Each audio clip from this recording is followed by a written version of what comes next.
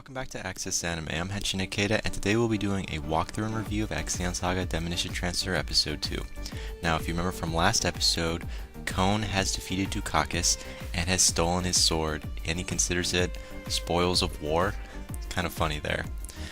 We also see Kon becoming a knight now by Icarlet, so he's been knighted, but he doesn't agree. Now, I'll keep my comment and my rating at the end of this review and walkthrough, so stay tuned. But let's dive right in. We open this episode up a little differently than what I expected. We see Dukakis waking up in a hospital bed, and he's being told by a doctor that one had been removed. We don't know what this one had been removed is, this thing he's talking about, until we see the metal balls above Dukakis' head. That's right. His nut, one of his balls, is no longer there. Kon kicked him in with his boot from last episode. It did not look at all, for guys, we're like crossing our legs when we saw that little scene. But the moment we hear this doctor say, one has been removed, I broke out laughing hysterically. I'm sorry, I couldn't even keep that in. I feel bad for this guy, even though he's the villain. But anyways, now Dukakis has it in for Kon, and he calls Kon DT, which, if you remember correctly, that's the name of the title of this anime series, Demolition Transfer. And if I'm correct, Demolition Transfer is also the video game that Kon was playing at the beginning of this series. But I could be wrong. But we're taken to a different scene now where we get to see Kon talking to Icarlet and Sanglion about not becoming a knight, not being called a servant. It's at this point it's kind of no longer funny, it's just annoying. Just take the title and deal with it. You got no money, you're in a country you're unfamiliar with. But he leaves his sword behind that he got from Dukakis, and he walks away. And he's I guess he's being arrogant right now. So he just walks away. Now we're taken to another scene with Dukakis. He's now in uniform in front of his soldiers, and I love this part. He's trying to talk to his soldiers about what their next step is going to be, and I believe none of his soldiers or officers knows that he only has one ball now, so he's a little off balance. You can see him walking kind of funny, and he's taking every single word seriously that his officers and his men are telling him. They're trying to comfort him. It's like, it's okay, we'll get so-and-so next time, we'll get DT next time. And every single sentence these guys are like coming out of their mouth is like an insult about his ball being shattered. So it's hilarious. And you see Dukakis like limping over, no, literally he was limping over to when he was walking away at the end of the scene. So again, hilarious part. We're seeing, after we're done with seeing Dukakis limping over, we see Miranda, which, if you forget who Miranda is, it's a transvestite. So it's actually a guy dressed up as a woman who's a maid. But to me, it's very convincing that this guy is a woman, because he's very confused in general. But I actually like this character, and I think so does Kon, but he's just very confused, because Miranda is very comforting to be around. But I digress. We see Miranda talking to Kon, because Kon has now walked away. He's underneath a tree listening to his smartphone, or looks like an iPhone, I guess. And he's listening to music, he's got his headset on. And Miranda approaches him. I guess she's trying to convince him to come with them, or something along those extents. He's trying to tell Kon that, well, the princess is always like this. She also lies. She really does like you. And then Kon's like talking. He's like, well, I don't like to be a knight. I don't like I should be able to be whatever I want to be. It's just kind of funny how he's buttering up to Miranda. He's blushing, and then he's like stares down below. It's like, I'm sorry, it's just kind of funny. I know Miranda is a guy, but she's very attractive as a woman, and he's just very uncomfortable around her, and I just find that funny. But I digress yet again. Apparently Miranda was also there not only to talk about the princess, but to get Kon to go with her to do a small little errand. And that little errand was to go to a carrier pigeon, a big carrier pigeon, not a little one, a big one. And they're delivering, looks like, a message to all of their contacts to inform them of where they are and that they're safely almost to the location where the princess is going to get married to.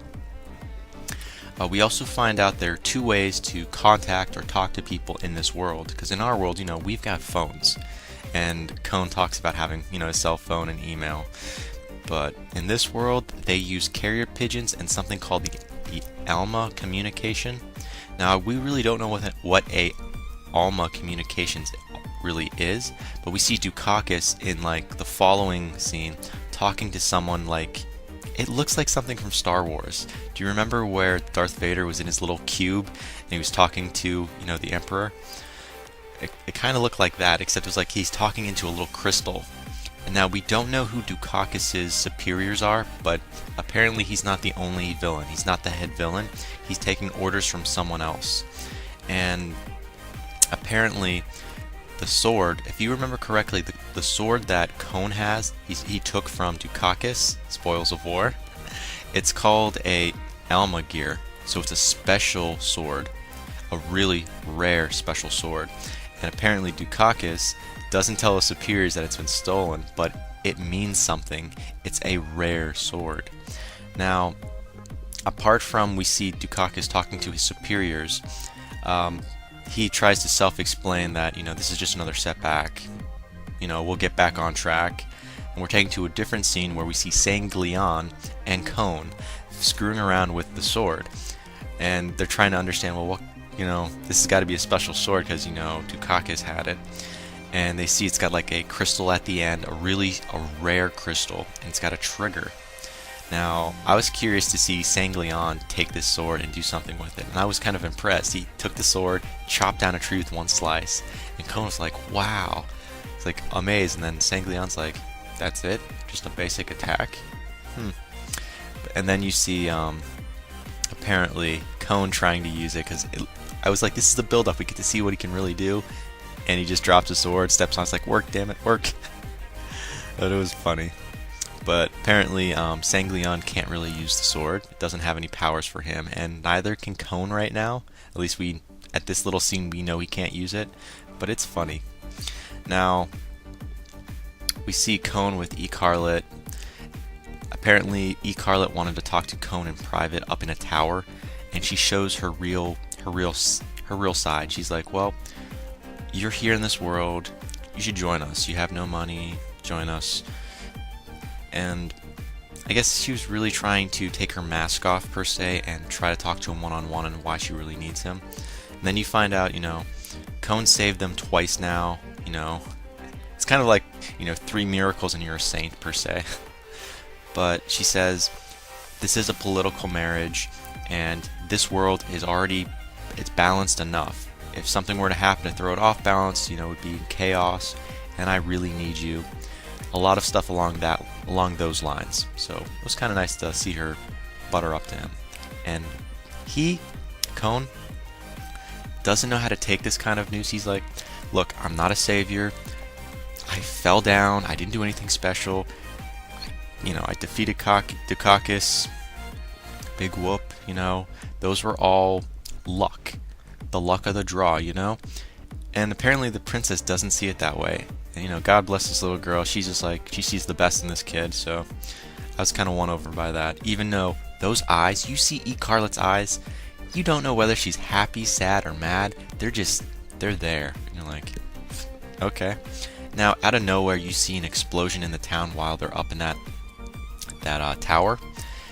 Dukakis has now landed in the town. It's holding it hostage because he's waiting for Cone, which he calls DT now, to come out of hiding so he can get his revenge, as well as his sword, which is called the Alma gear. Now, Cone and everyone else, they were about to leave and run away, because now Cone has rejoined them, and it looks like a grenade or a bomb comes out of nowhere from one of Dukakis' soldiers, and explodes, showing where their position is, I guess. So now Dukakis knows where they're at, and out of nowhere now Cone and the whole group is in front of them, and we see the tanks. That's right, Dukakis brings tanks into the city. Again, we don't really know what the name of the city is, but here's a cool thing: we get to know what his tanks are called. Although it doesn't make sense why he calls them this, because, well, let me tell you what they're called. They're called chariots. His tanks are called chariots. Now, when someone says the word chariot, I think the Roman Empire and those, chariots with wheels and leading with horses. But, these are green tanks. He calls chariots, so I'll call them chariots. But these chariots, I have to say, villains, they're really not the brightest people majority of the time, but they dress really well. So that's why I always side with the dark side. But, if I was the villain, I'd probably do the exact same thing. But I wouldn't roll my tanks in someone's front door like that. I'd set a couple of them around the city to, fire down, just to, hold them hostage on a different level. Because he's got his men, he's got his tanks, they're all crowded, and you're just like one big fat target. So I didn't see why he would do something like that, but he was trying to get revenge, and it's hilarious. But again, I digress. We see Cone and everyone in front of the tank, and Dukakis aims his tank and is about to fire at them. And then you see Sanglion come up with a plan. He attacks the tank head on, and he tells Cone, I'm gonna put all my faith in you with whatever attack with that sword you can come up with. And I'm like, dude, Cone, you are so screwed if you can't pull something out of your ass. Because Sanglion literally said, I'm betting my life on you. I'm like, for a guy of that strength and of that size to say, I'm going to put all my faith in you, kid, he's got balls. And this is a guy that took a tree down with a sword he thought he didn't even know how to activate it. It was like the Alma gear. So Cone has the sword, which is called the Alma gear, and he's ready to attack Dukakis. And Dukakis gets out of his tank, and he's ready. And this is what I find kind of interesting. Cone gets all powered up, and before you know it, Dukakis, he's firing really messed up. He has the faith of his troops and his officers, and it looks like he's about to take out Cone and everyone else. Remember, he's off balance, because of his ball being removed. So, yeah, he misses and he hits his own men. He's hitting everywhere, and he's like, you know what, screw it. So now he's out of his tank, and he's attacking Cone. And it looks like Cone was going to get annihilated by this guy, Dukakis, because Dukakis looks I just say this, he's well-dressed, he's got another sword, which we don't know the name of, and he's got his men behind him to support him, but he tells them to please, step back, this is my fight. And we see him going head-on with Cone, and it looks like Cone's got a special attack he's ready to do. He activates the sword, and everyone's like, the word that came out of Dukakis' mouth, if I'm correct, I'm trying to think what the name he calls him. He calls him Hyperion. Apparently Hyperion is like a legendary person or something in this world, and they think only the person that can activate the Alma gear is Hyperion, because we don't know. To be honest, I don't understand who Hyperion is, the background of that character, but apparently Dukakis believes or knows that the only person that can activate that sword, the Alma gear, is Hyperion. But again, I digress a third time. You see Cone just about to light up his special attack, I guess, for the first time you get to see him do something, and he fumbles and drops the sword. But he picks it up and again attacks. And we see the sword transform into something else. It's got like a rock at the end of the sword. And I guess Dukakis is laughing because he doesn't think this is going to affect or do anything. And that little rock or boulder that's at the end of the sword, it lights up like a rocket and just boom, right in the ground, shattering like majority of Dukakis' men, the tank. And again, Dukakis is now out of the tank and he's like, okay, it's on. Lays down his glove, it's on, man. Goes head on, and it looks like Dukakis was gonna win.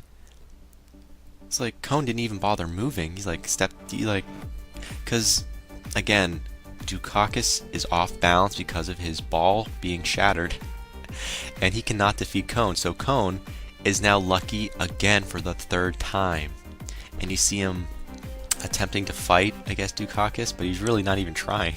It's kind of funny. I'm sorry, it is. You see Dukakis in midair. It looks like he was doing an ultimate attack, and it looks like you see Cone being killed, like the sword goes through him, but to find out that was his shadow, or I believe that was his shadow, and the sword lands right in front of Cone, and Cone's like, wait, you're off balance. He puts two and two together. Oh my god, your balls are shattered. One of your nuts are shattered. It's like, okay. So then you start taking Dukakis head on and making funny jokes. I'm sorry, it's funny. And by the way, Dukakis does lose this battle. And here's the funny part. Dukakis gets his nuts hidden a second time. That's right, this whole thing ends with Dukakis losing yet again. Now, this is me. I'm going to put this out there. I assume now he has no balls.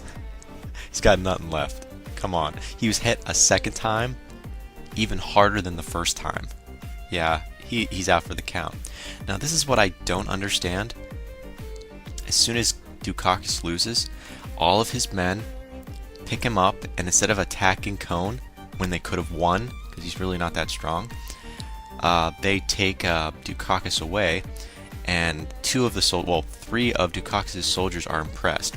One out of the three, which we don't know his name, says, "I can't wait to fight you, Cone," or in this case, DT. And again, Cone keeps telling everyone, "My name's not DT." It's like, well, Cone, tell him your real name then. But again, that doesn't happen. And they walk away. Now, as Dukakis' soldiers' backs are all turned, you see Cone telling Sanglian, "Okay, their backs are turned. Can I just kill them? Can I just attack?" I'm like, okay, this kid's got balls. This is what I'd be doing. I'm like, you see the guy's backs are turned? Now I'll just, I'll kill him.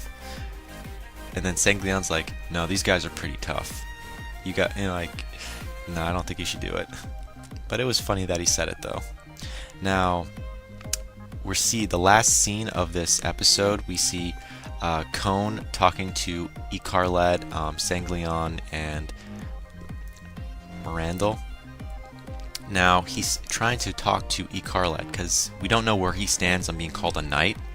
So he has a request. I'll go with you guys. I'll follow you to wherever. But there's one thing that I need that has to be done first, or done within the process of going to whatever location. I need to find a way home. That was his only thing he requests. He's like, I request that you help me find a way home. And then Icarlet was like, well, that's good, because if you go to the capital, I'm pretty sure you'll find your way home. So I'm like, I'm curious what she meant by that. So again, the end of the episode, we find out Cone is now part of the group again, and the request he made was just to find a way home while he's with the group. I would have thought he would have made a second request, not to be called a servant, or I don't know, request something else, but that's just me. But he's with the group now, and they're going off so the princess can get married. Now, afterthoughts on this episode. My afterthoughts, it wasn't that bad of an episode. I liked it a lot. Now, these are some more thoughts that I had that were more deep. Dukakis, who are his superiors, and what's the name of his faction? We don't know. Now, I want to know more of his officers, their names, and their background, and do they have Alma gear, like that special sword that Cone now has? Are there other swords like that? I'm just curious. And who the heck is Hyperion? The one, like that name that was given out by Dukakis, just randomly. Because apparently, Hyperion, like I said, is supposed to be the only person that can wield the Alma gear that Cone has. So everyone thinks or assumes that Cone is Hyperion now, but they keep calling him DT. I should also add, just before I finish the rest of my afterthoughts there, we see, if I'm correct, let me pull something out real quick. Do you remember that girl or that sorcerer from last episode, the one that actually brought Cone into the world? Her name is Flora. She sends a little squirrel. She says, "Now go," and she shoots and this little squirrel, like flying squirrel, comes out of nowhere and is flying down the mountain. So I'm interested to see who this squirrel is. So I'm adding on to my afterthoughts. I want to know, what's this little squirrel, like flying squirrel's part in this series? Is this like a comedy relief character? We don't know. I should also add on to my afterthoughts, who is this sorceress? This is another episode where we don't know jack about her. Is she gonna like foreshadow like the group the whole time, sending them little bits and pieces of stuff? Again, we don't know. I'll add one more bit to my afterthoughts. Cone. I want to know if he'll actually ever figure out how to use the Alma gear. I'm just curious. We see him with one really cool attack, but it's a rock at the end of his sword. That makes no sense. And it's like a rocket when he like launches the attack. So again, I have a couple afterthoughts there. Not a lot, but I have a few. So I'm interested to see where this is gonna go. Now on to my rating. I'm gonna give this a 4.5 out of 5. I really like this episode, so 4.5 out of 5. But that ends it for my review and walkthrough of Ixion Saga Demolition Transfer Episode 2. Let me know what you think. Comment down below, subscribe above, thumbs up, thumbs down, and check me out on Twitter. Follow me if you like. Well, that ends it for today. I still have a lot of reviews and walkthroughs to do, so I'll be busy. So stay tuned. And before I go, I have to say it. You can't stop the access, but you can watch the feed. I'll see you later, guys.